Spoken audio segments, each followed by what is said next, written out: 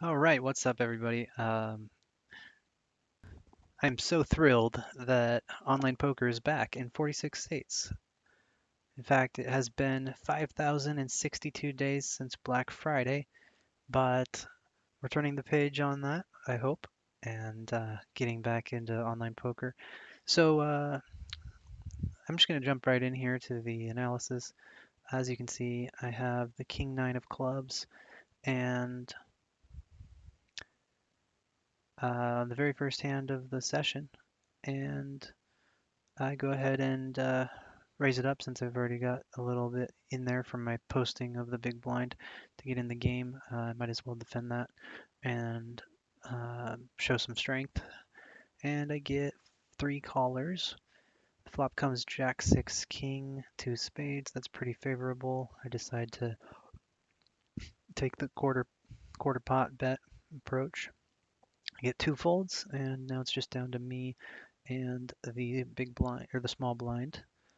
And Um, yeah, pretty standard from here on out.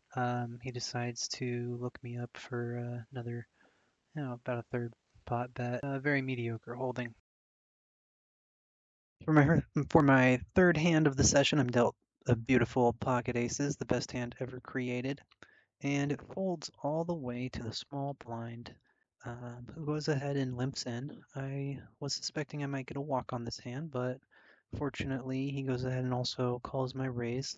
I didn't want to play a 20-cent pot with my pocket aces, look for some value, get a great flop, all clubs, and I have the overpair, of course. I make it a small bet. He calls, he checks back to me again on the turn, which is an ace, which just improves me even better. I go ahead and make it half pot, and he decides to call, 10 of clubs on the river, and he goes ahead and checks it back to me again. At this point, I was a little, suspicious. I'm like, well, what else would he stick around with other than a club draw, and I wanted to see how much value I could get. So I go ahead and or four sweep coins, and he calls, and that was a great hand.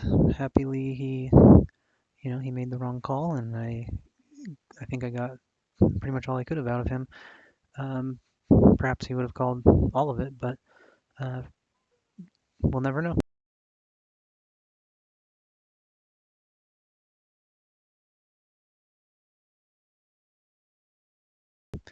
Very next hand, I get ace four in the small blind, under the gun, and the low jack limp in.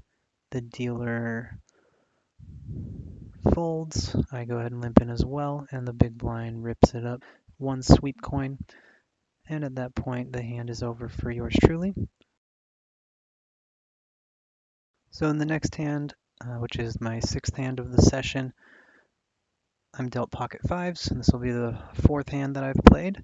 As you can see, the VPIP that I showed you was pretty high. Definitely need to work on getting that down.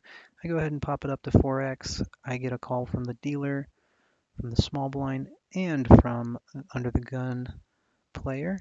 And we get a, flop that you could hardly say is the best flop ever. Definitely don't see a 5 on there.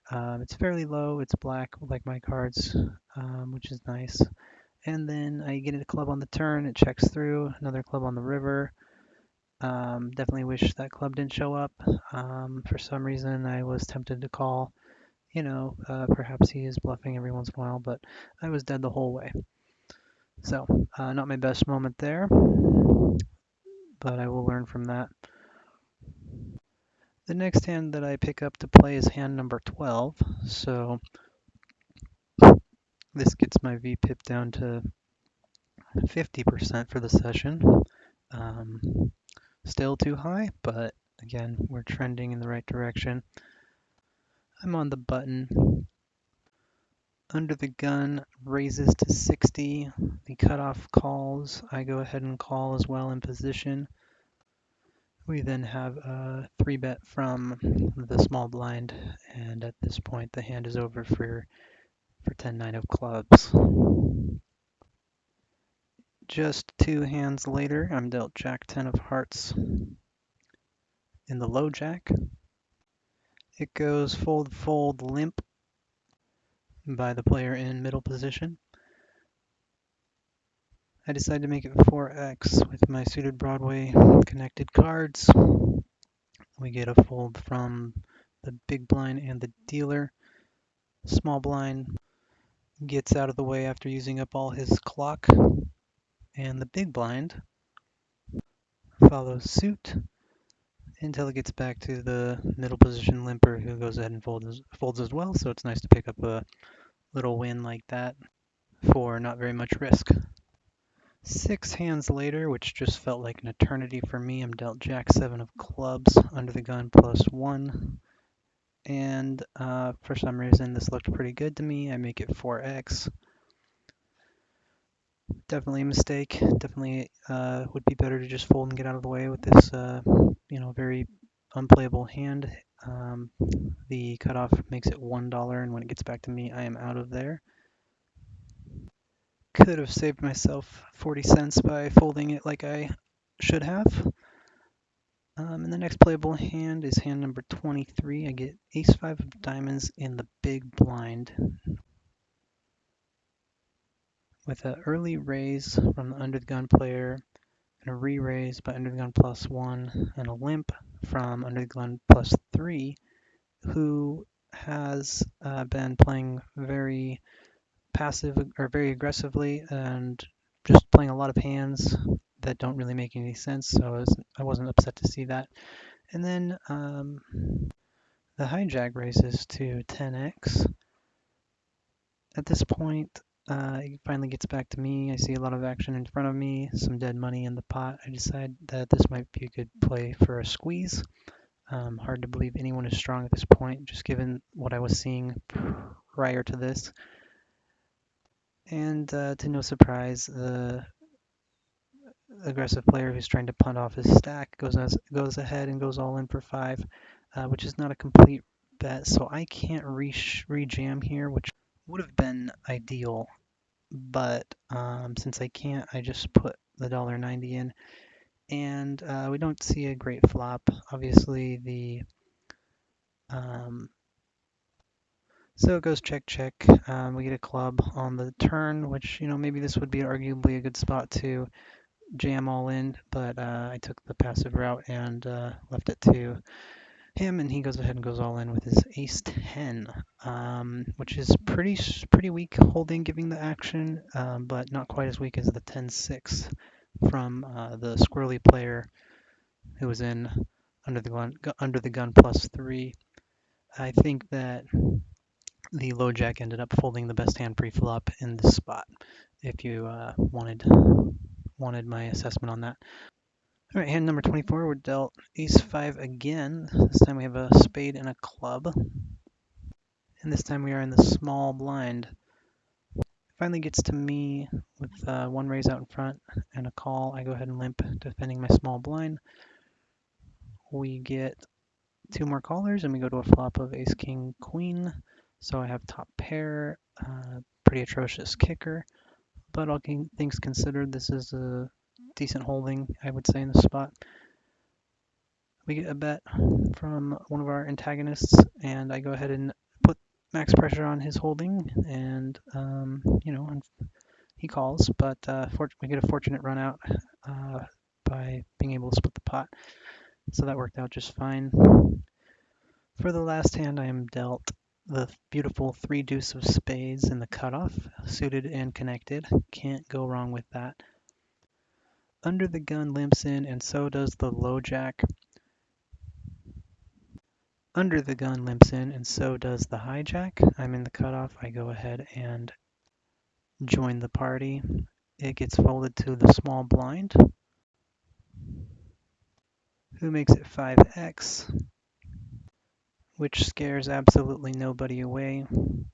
So obviously we're getting 4-1 on our money here. Still not a good call with 3 and a 2 in my hand, but mistakes will be made. Lessons learned.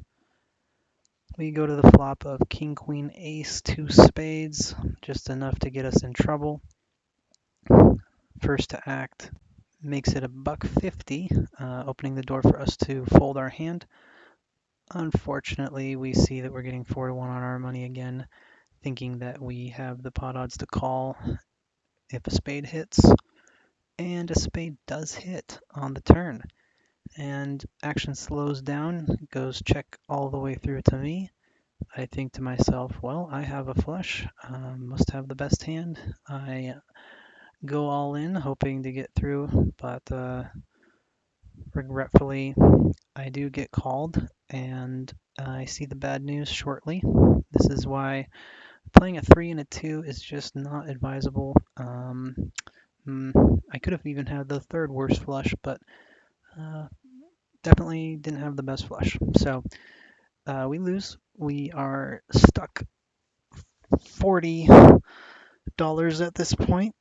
So on our road to grinding up a $100 profit in sweep coins, it's going to have to wait until another day. I have only played about a couple hundred hands at this point. I expect this journey to take at least 2,000, if not 4,000 hands. Part of the poor play that you've seen here is evident that I am rusty. It has been 15 years since online poker was a thing. So another part of this is the just excitement of having it back. But yeah, this time around it did not go in our favor, and I will hopefully see you all next time. If you enjoyed watching the video, please do like and subscribe just so that you can see the next one and see what it's like to play micro stakes online in 2025. See ya.